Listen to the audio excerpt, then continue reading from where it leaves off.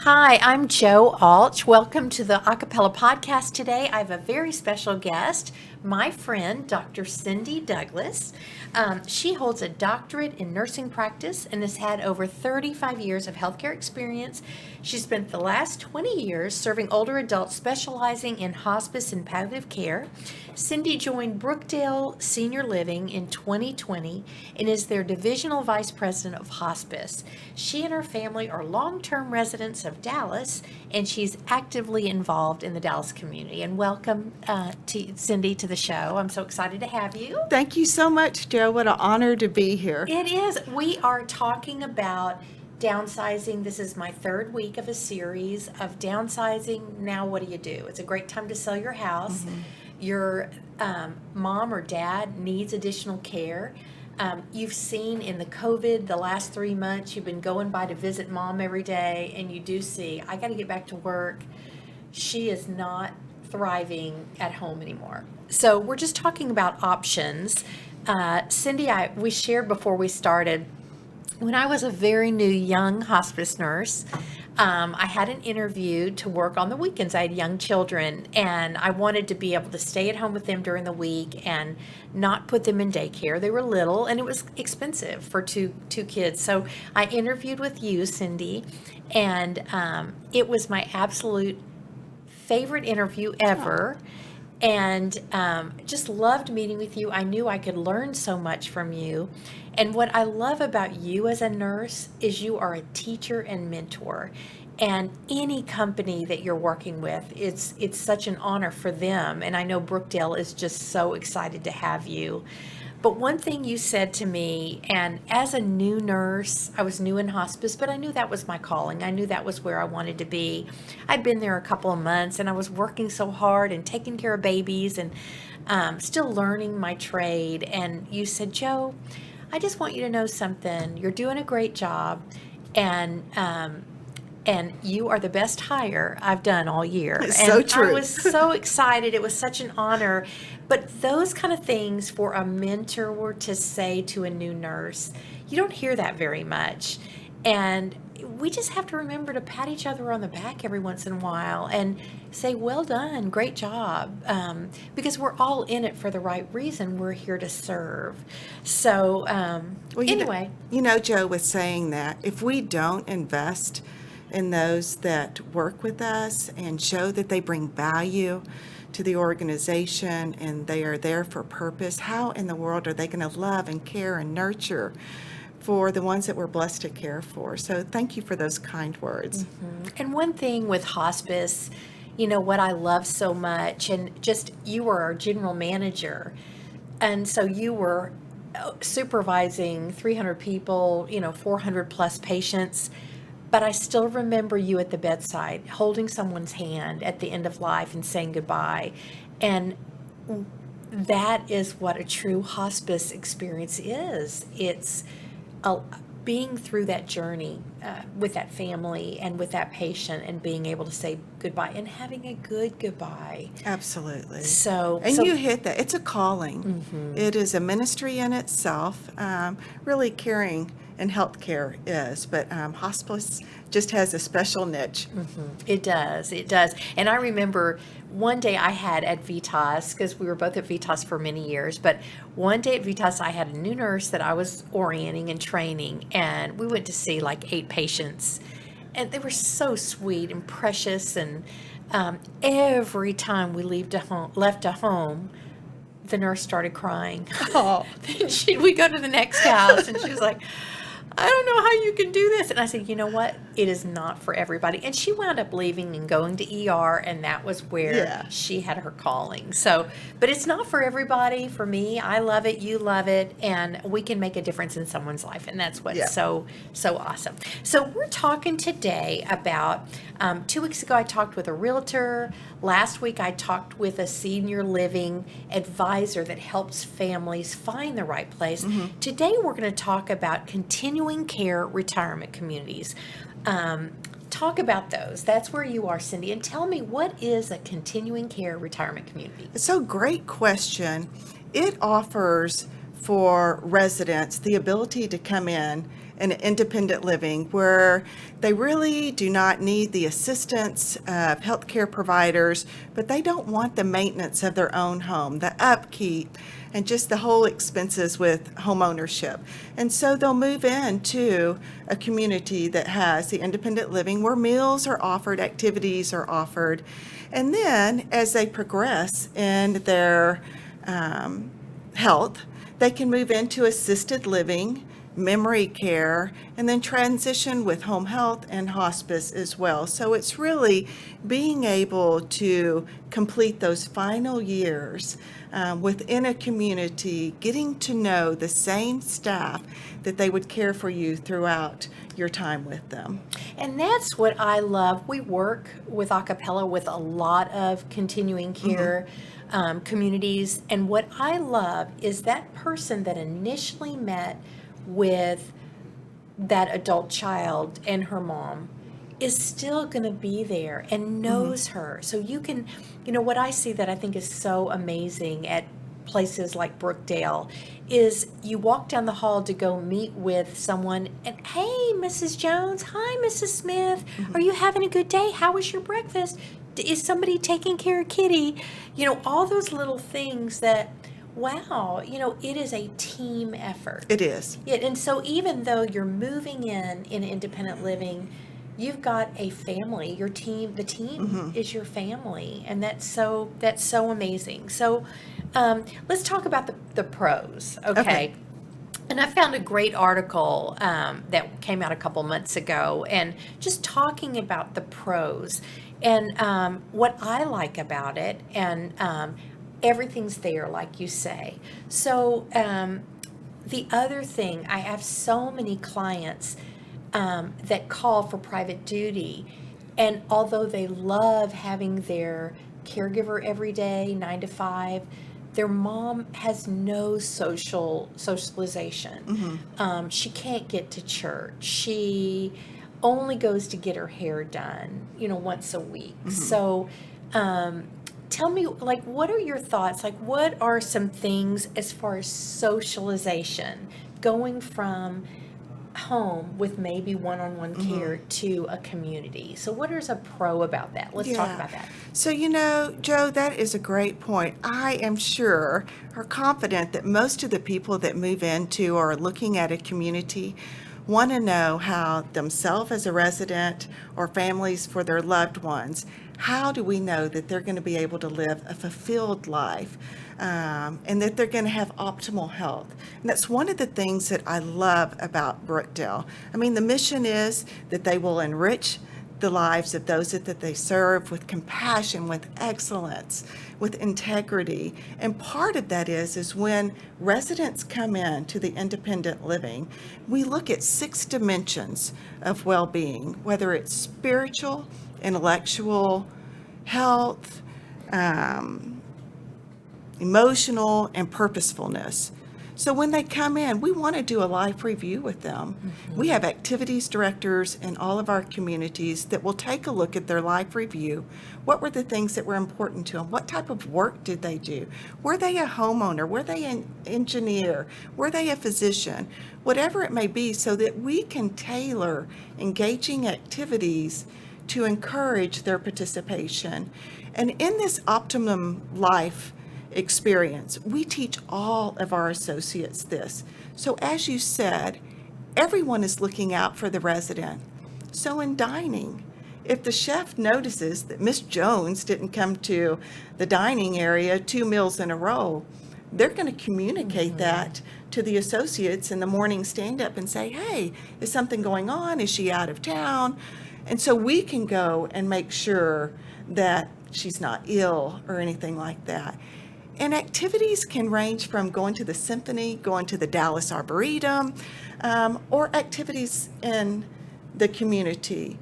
You've got to have a sense of purpose, whether that's volunteering in the community, maybe volunteering for one of our hospice patients, or doing just something that's meaningful, pouring into someone else's life we know gives us value.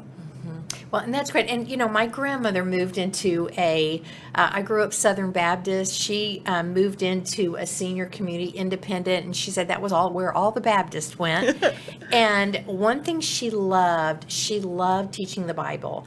And so she started a Bible study, and she moved in her late 80s, but wound up having a really big class. So anyway, she was allowed, that was something she loved to do. She loved to teach.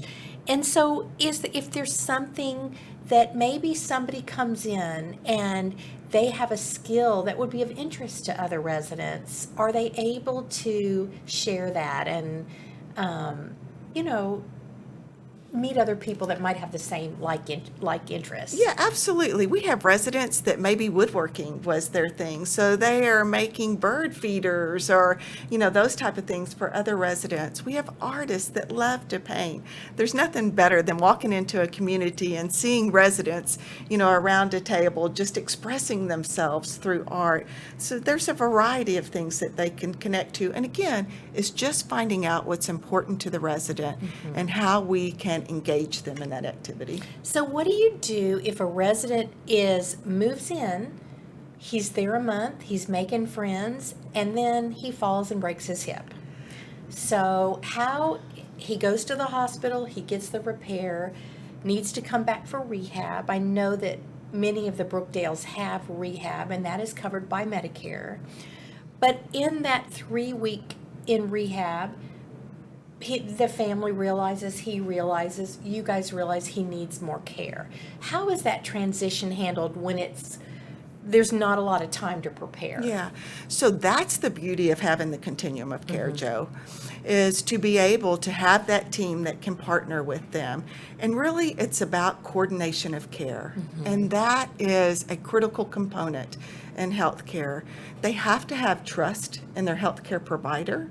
And when you have that full continuum of care, we are able to bring in, for example, our home health, so that when the resident goes back to his apartment and maybe he needs additional therapies to get him back up to the capacity that he was at before or at his optimal new capacity, they can go into the home and provide, those services to them, whether it's physical therapy, occupational therapy, speech therapy, that we can be there for them and to observe them and watch them.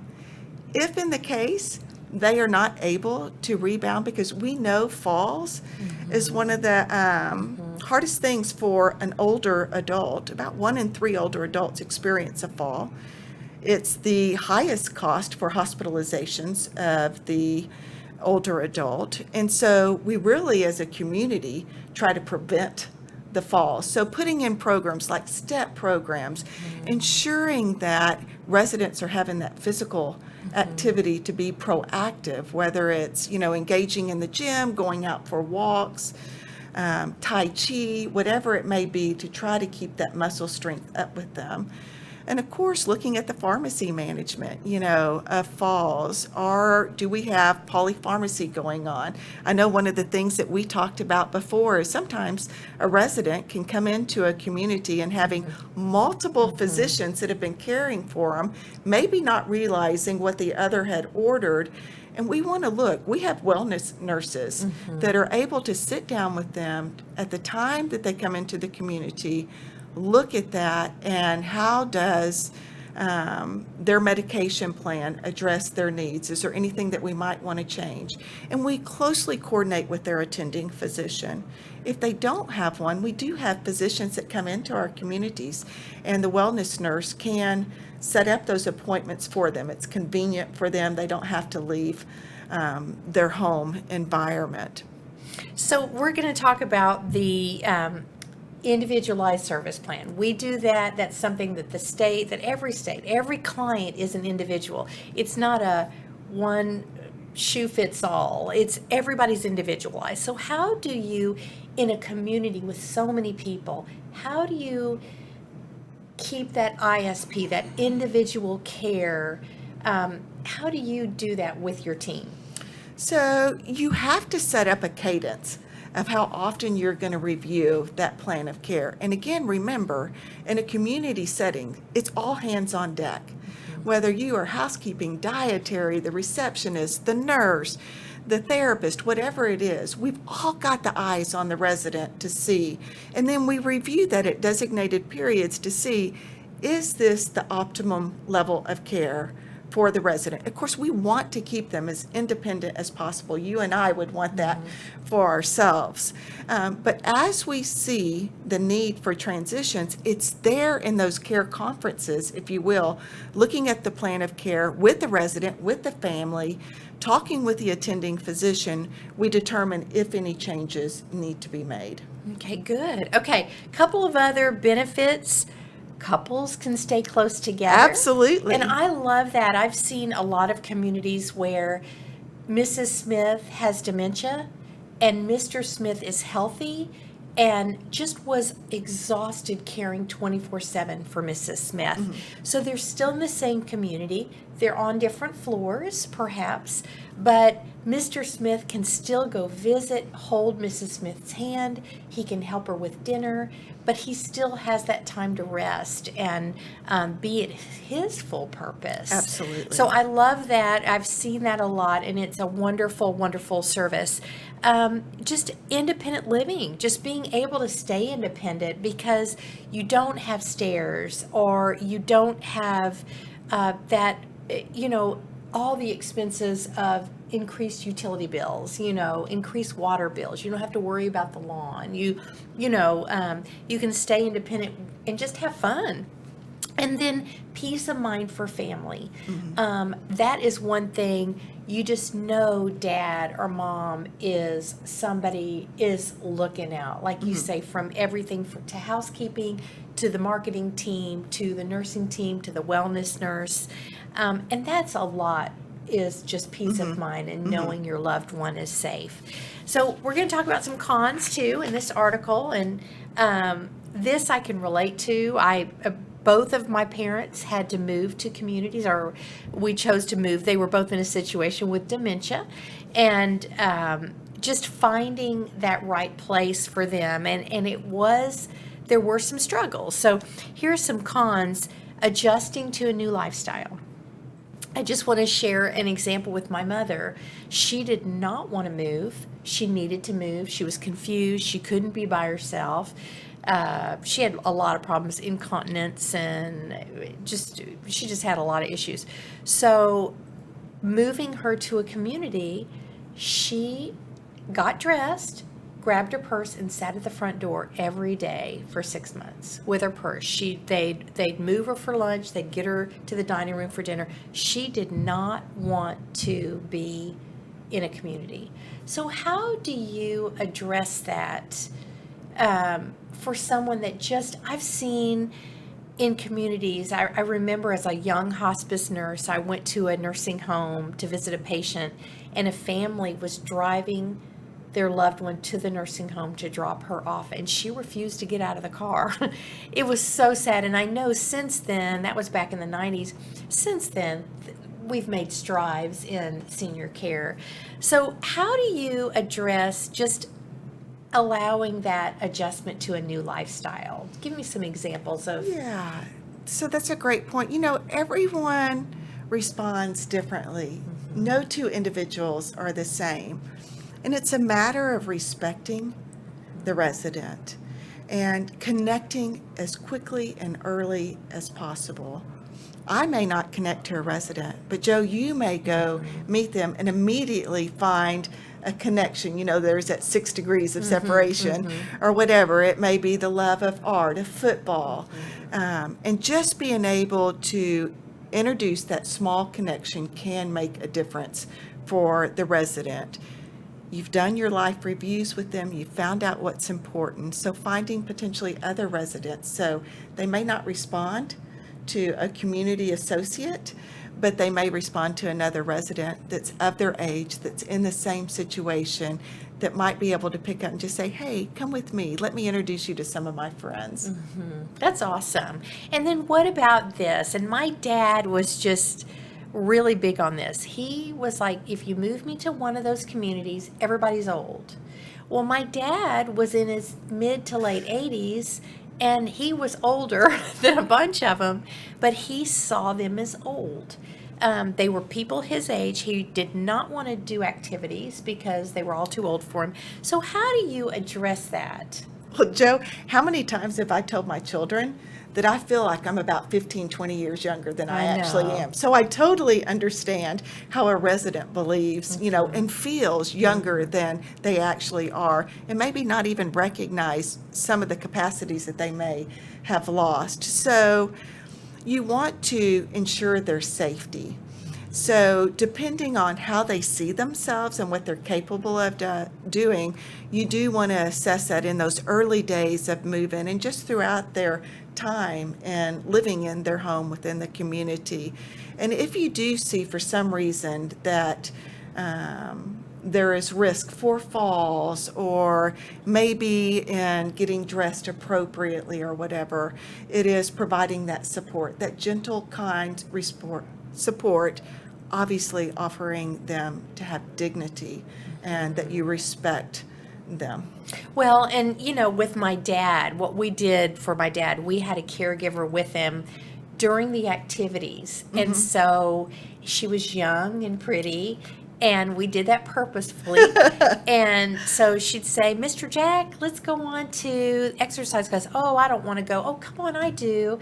And he wound up having fun. So it was just getting him into the routine and seeing, you know what, this is really great. It's kind of a cruise ship on land. And that's what I say. There's so many great activities. So another thing, it's financial burden and risk, and just terrified of spending the money.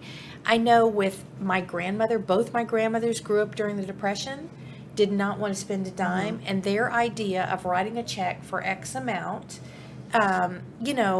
just how do you ease someone's mind? Because it is a lot of money. Our product is people, and people have to pay their bills. Labor is expensive. So how do you deal with those that just are such penny pinchers and don't want to spend money? And I don't know if there's a tip to help adult children. I don't know if there's a tip, but just recognizing that the generation that they're coming from and the life experiences that they have brought to the table that may make them more financial aware of how they're spending their money, for the fear of not having enough for food on the table or whatever that is. So trying to identify what's the root of their concerns is probably the first part that I would look at. And then, it does cost to move into an environment, just as it would cost to live at home and have 24/7 caregivers.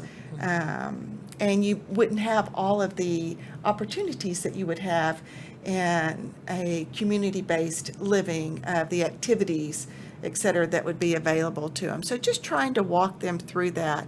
Of course, when they first meet with a representative of a community, they're going to look at their finances. They are going to look at what level of care might they need, what that cost is, and what the cost would be as they progress through that continuum of care all the way through death, to evaluate, is this the best means of their money and the health of their loved one. And so they forget with home ownership, you've got not only they have to have 24-hour care, they've still got the expenses of the home. So, as people age and you need care, there is an expense involved. And a lot of people think that Medicare pays for communities.